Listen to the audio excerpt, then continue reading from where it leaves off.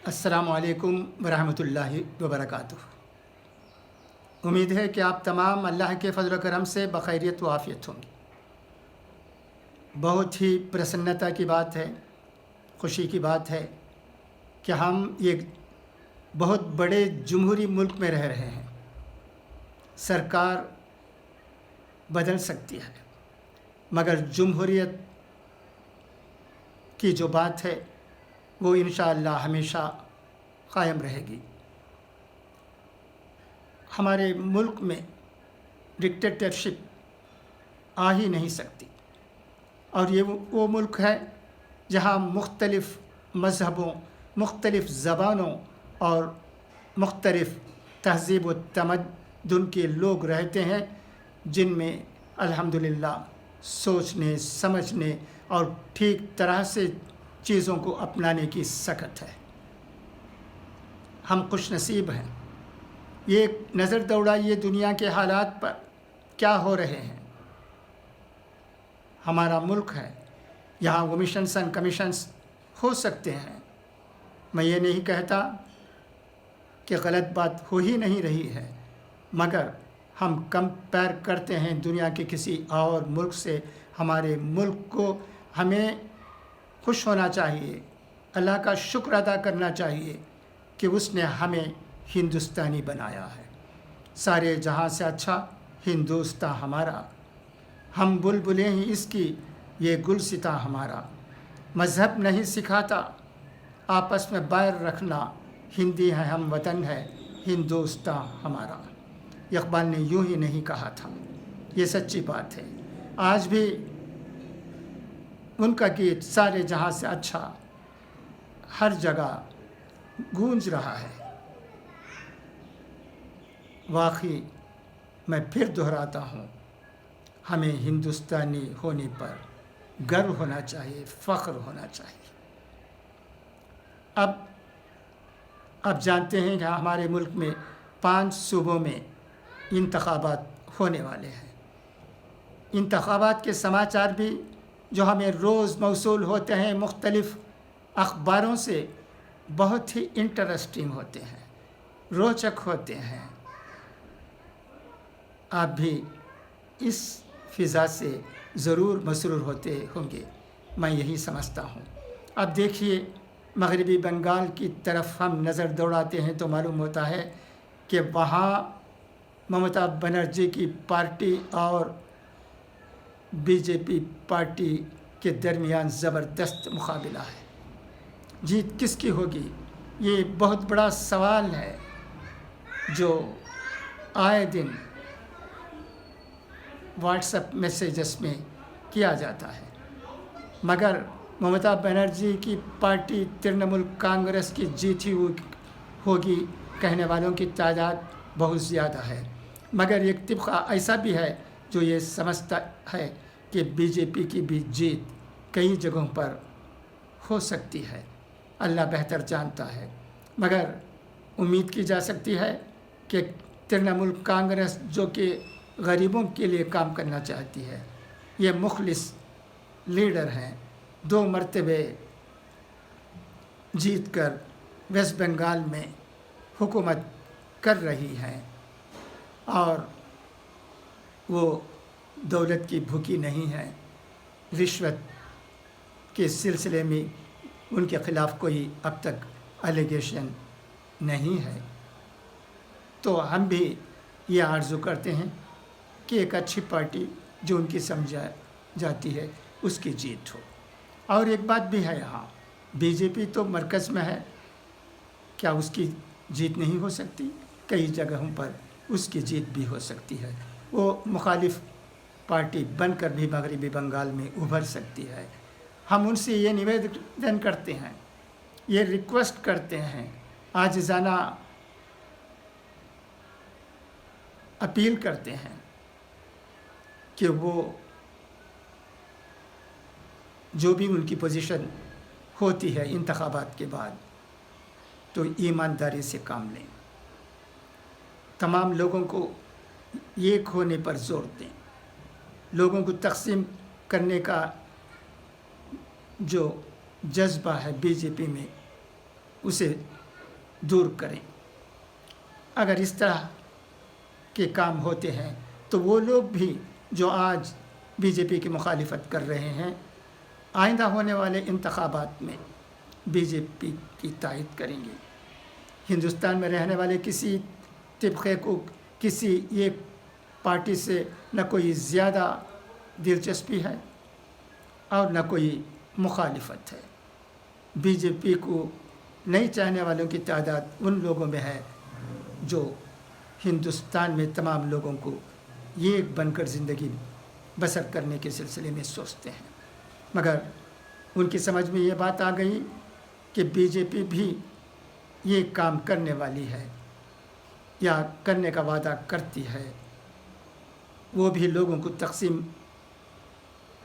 کرنے کی عادت چھوڑ دیتی ہے تو وہ بھی لوگوں میں مقبول ہو سکتی ہے۔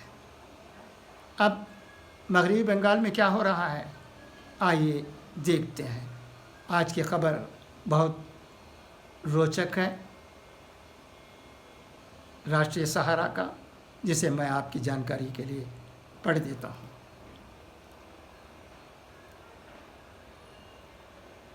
بنگال کی سیاست میں کسانوں کی انٹری۔ کولکتہ میں کسانوں کی مہا پنچایت، جہاں جہاں وزیر اعظم جائیں گے ہم ان کو فالو کریں گے، ٹکیٹ نے کہا ہے۔ مغربی بنگال کی انتخابی سیاست میں اب کسان تحریک کی بھی انٹری ہو گئی ہے، جس سے انتخابی لڑائی دلچسپ ہو سکتی ہے۔ بھارتیہ کسان یونین کے لیڈر راکیش ٹکیت، متحدہ کسان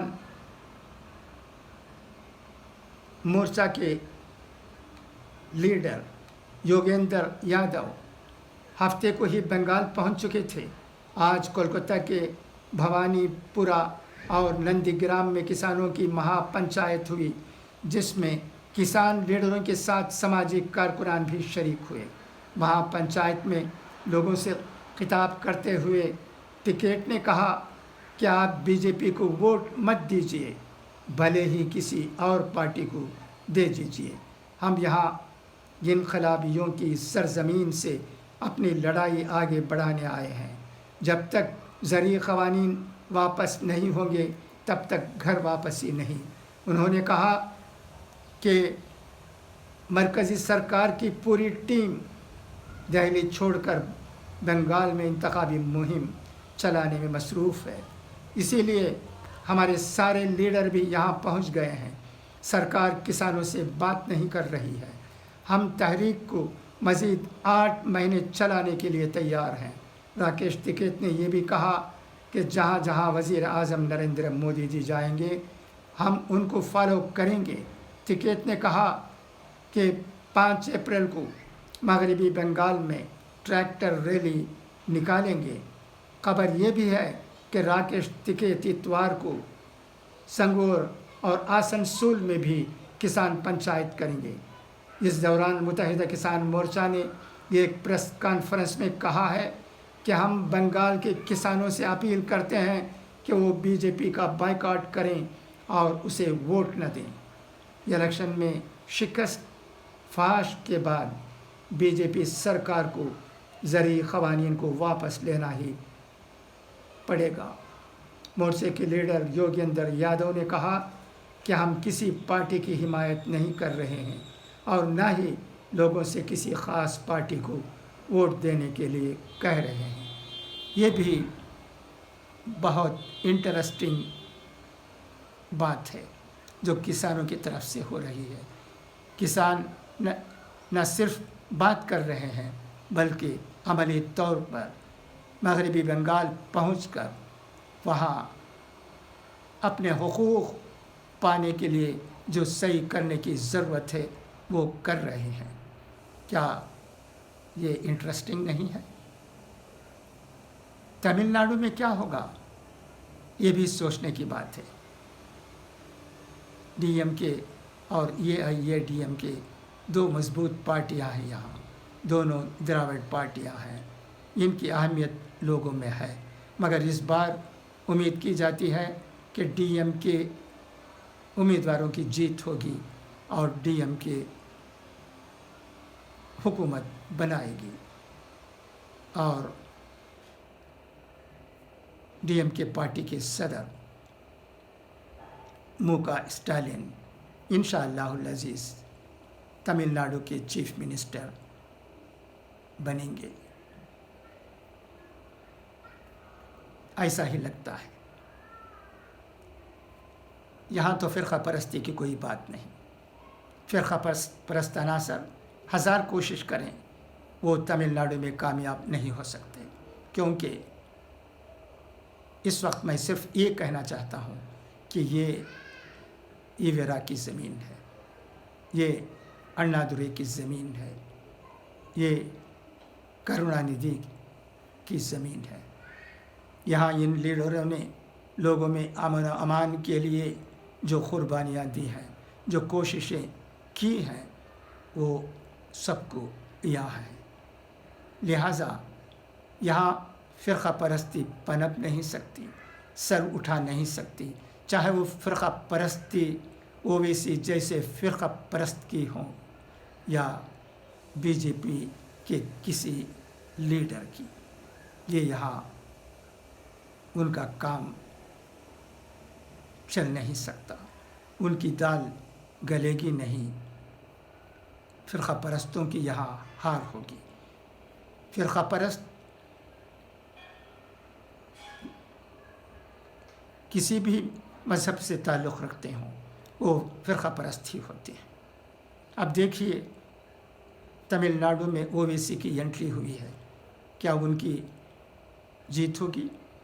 क्या उनके किसी उम्मीदवार की जीत होगी? हम जैसे लोग ये समझते हैं कि हरगिज़ नहीं होगी। उनकी जीत चंद जगहों पर महाराष्ट्र में हुई होगी और कहीं और हुई होगी, मगर जहाँ तक तमिलनाडु का सवाल है, यहाँ इंसानियत को अहमियत देने वालों की तादाद बहुत ज़्यादा है। यहाँ ज़माने से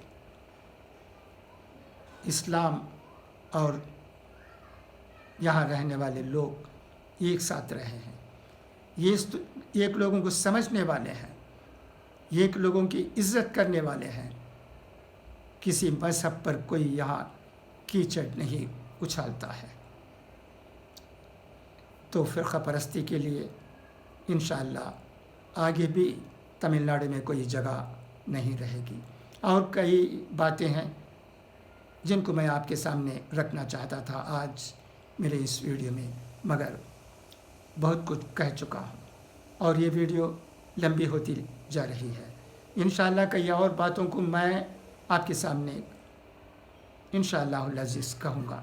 उसी वक्त मैं आप लोगों से एक और दरख्वास्त भी करना चाहता हूँ, वो ये कि आप इस वीडियो को ठीक समझते हैं तो अगर अब तक आपने सब्सक्राइब नहीं किया है तो सब्सक्राइब कर लीजिए, ताकि मेरे वीडियो जो कि अक्सर रोज़ाना होते हैं वो आप तक डायरेक्ट पहुंच सकें।